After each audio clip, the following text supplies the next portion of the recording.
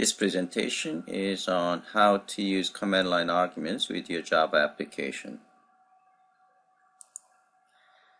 So the goals of this presentation is to let you know and explain what the command line argument is, the concept of it, and then let you see how you can get the input from the user using these command line arguments, and also learn how to use these command line arguments when you're running your application in NetBeans IDE. So let's talk about the command line arguments. So Java application can accept any number of arguments from the command line, and these command line arguments could provide values that will change the behavior of your Java applications. And the user enters command line arguments when invoking your Java application and specifies them after the name of the class to run. So example goes like this. So you're going to run your Java application called the sort, and so you're going to say Java name of your the application, and then this is the command line arguments. We have 5 command line arguments, and these command line arguments are separated by spaces. So your Java application is receiving these command line arguments in the form of array of string object. So each item in the array will contain each of the command line arguments that were passed to the application.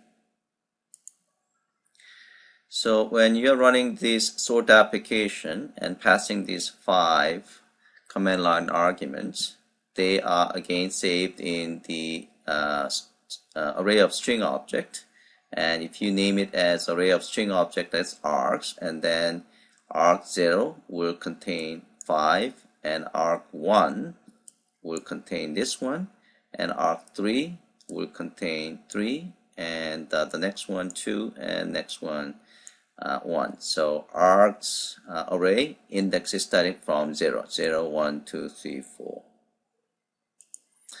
So this is your application. So here your Java class command line samples, and it contains this main method which receives these command line arguments, and you can actually get the length of that arguments, meaning length of the array, by args.length. So in this case it's going to be 5, and it's just displaying those 5 arguments in a for loop.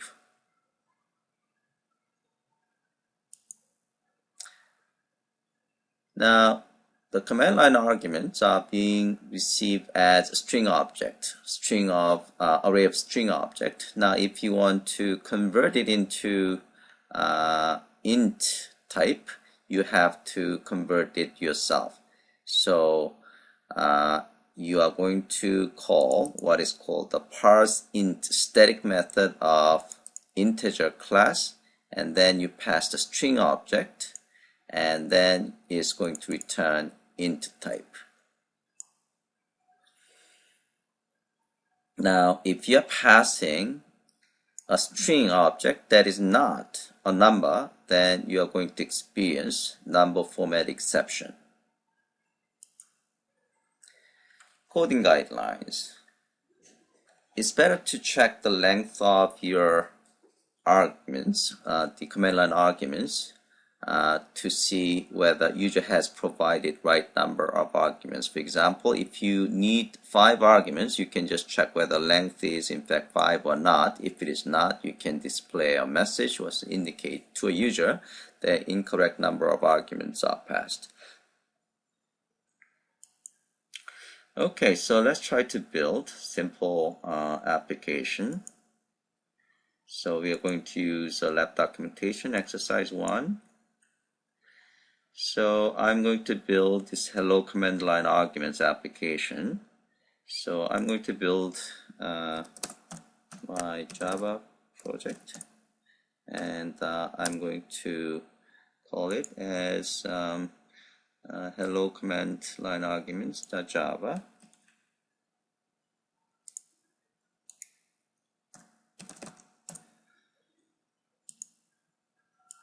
and I am going to just copy the code. And as you can see, this code is very simple Java code.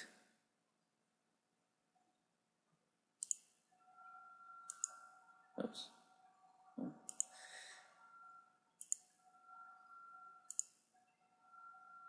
This one.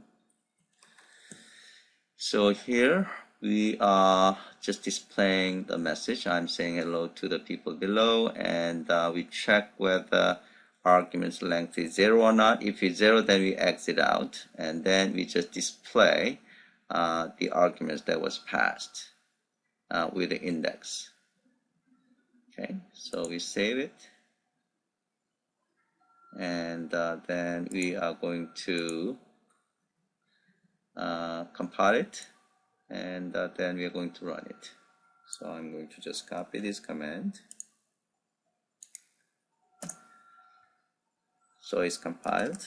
So we have a class, and then we are going to run the application. So here we are going to just pass the three parameters, the command line arguments. So I'm running hello command line arguments application and passing David, Charles, and Young.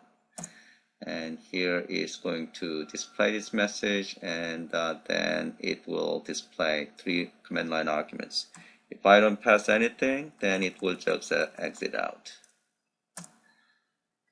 Okay, because we just checked whether there was any argument or not. If there's no argument, then we'll just exit out. Okay, very simple application. Let's move on to the next part. So how to pass command line arguments in NetBeans. So you can pass command line arguments in NetBeans or any other IDE, and they have a way of doing it. So let's actually see how we can do this. NetBeans, you're going to right click the project, and then select properties, and then you're going to see right here, okay, the argument. This is where you can pass your command line arguments. So let's just do that. We are going to just import a sample application, and I'm going to go the hands-on lab Java SE and Java SE command line arguments and these samples, and here, okay. Okay, so here we have, this is same application that we just built at the command line. Okay, now if you right click the project and properties, and then run, this is where you can specify argument. So here I specify David, Charles, and Monica, and maybe Bill, like this, and okay. Now when you run the application, and you are actually seeing the result. Okay. Alright, so that is pretty much it in this presentation. So in summary, we know how to access the arguments. You are basically being your application will receive these command line arguments as an array of string object. We learn how to convert the string arguments to integer using integer and parse int method, and we also learn how to pass command line arguments to NetBeans. So let's actually take a look at the hands-on lab. I think we have one more exercise. So here we are reading. So this is a case that we are creating my computer Java. So here, so let's actually run this. We are going to just my compute Java. So let's just run that again. I'm going to say my compute Java, and oops.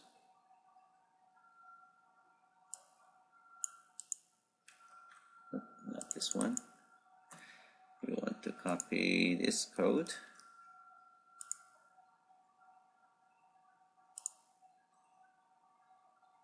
Not this one.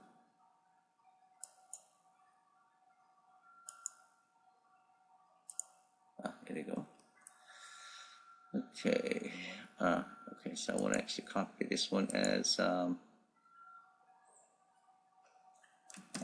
compute Java file. So using your whatever editor of your choice.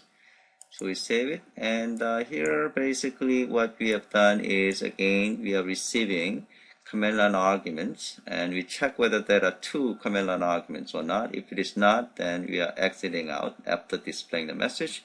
And the command line arguments, again, being received in the form of string objects, so we want to convert it into int because this is a compute application. So here we are providing the result of addition. Here we are providing result of the multiplication.